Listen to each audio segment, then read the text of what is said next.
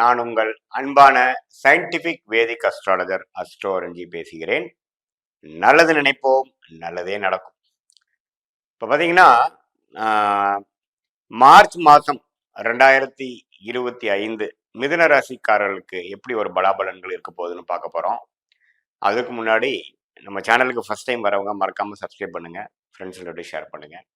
நாம சயின்டிபிக் வேதிக் அஸ்ட்ராலஜி முறையில எந்தவித மூட நம்பிக்கைகளையும் போகாமல் உள்ளது உள்ளவாறு பார்த்துட்டு இருக்கோங்கிறது உங்களுக்கு தெரியும்.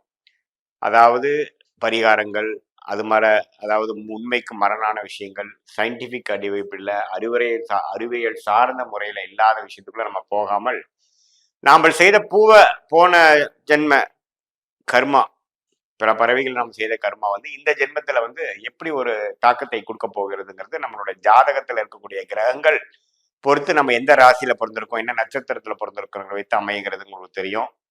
அந்த அடிப்படையில மிதுன ராசிக்காரர்களுக்கு 2025 மார்ச் மாதம் எப்படி ஒரு பலன்கள் கொடுக்கக்கூடிய ஒரு மாதமாக இருக்குதுன்னு பார்க்கும் பொழுது, ஆண்டு கிரகம் என்று சொல்லப்படுகிற குரு 12ஆம் இடத்திலே நீடித்திருக்கிறார், ராகு 10ஆம் இடத்தில் நீடித்திருக்கிறார், கேது குருவின் பார்வையில 4ஆம் இடத்திலே நீடித்திருக்கிறார்.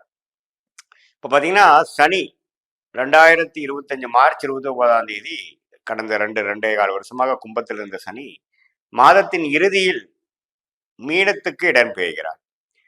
ஸோ இந்த பயிற்சி ஒரு அருமையான பயிற்சி மிதுன ராசிக்காரர்களுக்கு. ஏன்னா பாக்கியத்தில் இருக்கக்கூடிய சனி 10ஆம் இடத்துக்கு போனாலும் வேலை தொழில் விஷயத்துல நம்ம என்ன கர்மா செய்யணும்னு நம்ம இந்த ஜென்மத்தை பிறந்தோமோ அந்த விஷயத்தை ரொம்ப ஆர்வமாக ரொம்ப ஃபோக்கஸ்டாகவும், ஏன்னா ராஜோகாதிபதியே நமக்கு 10ஆம் இடத்துக்கு வரும் பொழுது பயங்கர ஃபோக்கஸ், முன்னேற்றங்கள், புரட்சிகள் செய்து நம்ம வாழ்க்கையில தொழில் வேலை விஷயத்துல நம்ம ஸ்டேட்டஸ், அதாவது உத்தியோகம் புருஷரட்சணங்கிறாங்க.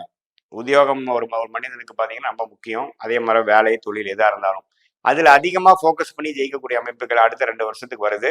சனி 10ஆம் இடத்துக்கு மிதுன ராசிக்கு வரதுனால அதுக்கு வேணுங்கிற ஆரம்ப கட்ட பிளாட்ஃபார்மை, அடிப்படை விஷயத்தை கொடுக்கக்கூடிய ஒரு மாதமாக மார்ச் மாதம் 2024 மிதுன ராசிக்காரர்களுக்கு இருக்க போகுதுங்கிறது நீங்க தெரிஞ்சுக்கணும்.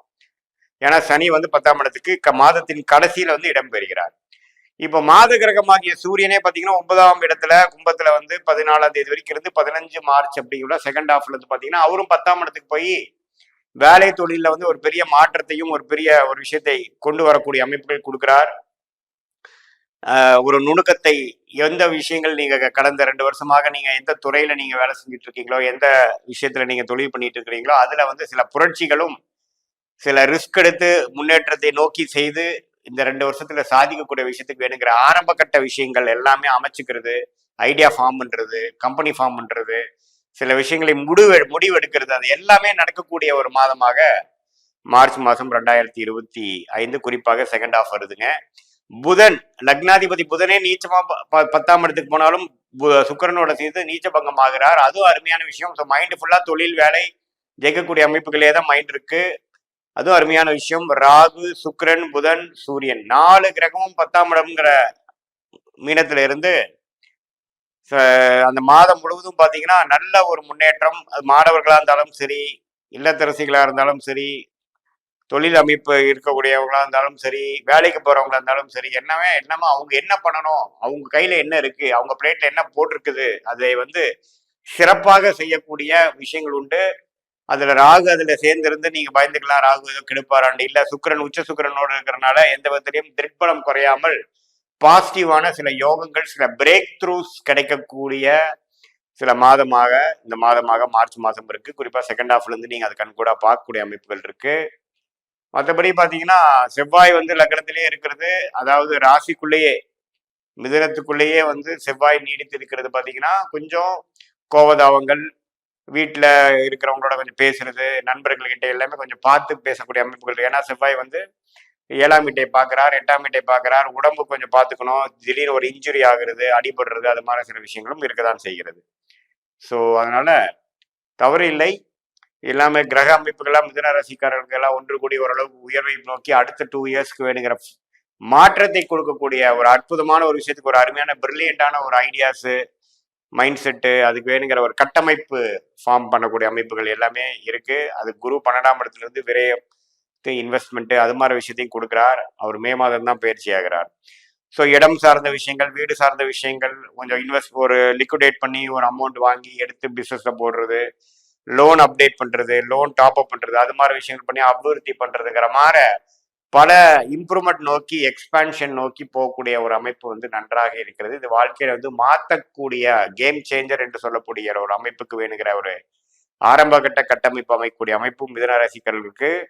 அது மாதிரி ஒரு தசாபுக்திகள் இன்னுமே நான் சொல்லக்கூடிய தசாபுக்திகள் போகும்பொழுது இன்னுமே நான் சொல்லக்கூடிய பலன்கள், இந்த கோச்சார பலன்கள் நல்லாவே கண்கூடி நடக்கிறது பார்ப்பீங்க. தசாபுக்திகள் கொஞ்சம் சிறப்பு இல்லாமல் போகும்பொழுது நான் சொன்ன பலன்கள் கொஞ்சம் குறைவா இருக்கக்கூடிய அமைப்புகள் பார்ப்பீங்க. பட் என்னதான் இருந்தாலும் இந்த ட்ரெண்டை நீங்க ஃபீல் பண்ணுவீங்க. அதே சமயத்துல உங்களுடைய ஜென்ம ஜாதகம் எப்படி இருக்கு, லக்னாதிபதி எப்படி இருக்கிறாரெல்லாம் வச்சு பார்க்கும் பொழுதுதான் துல்லியமான பலன்களை சொல்லலாம் முடிய இது வந்து ஒரு பொதுவான பலன்களுக்கு நீங்க எடுத்துக்கணும்.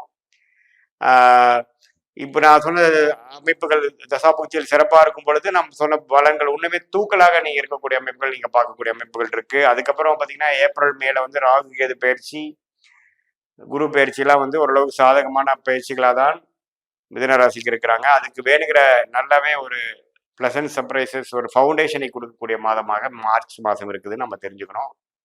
மீண்டும் மற்றொரு காணொலியில் சந்திப்போம். நன்றி, வணக்கம்.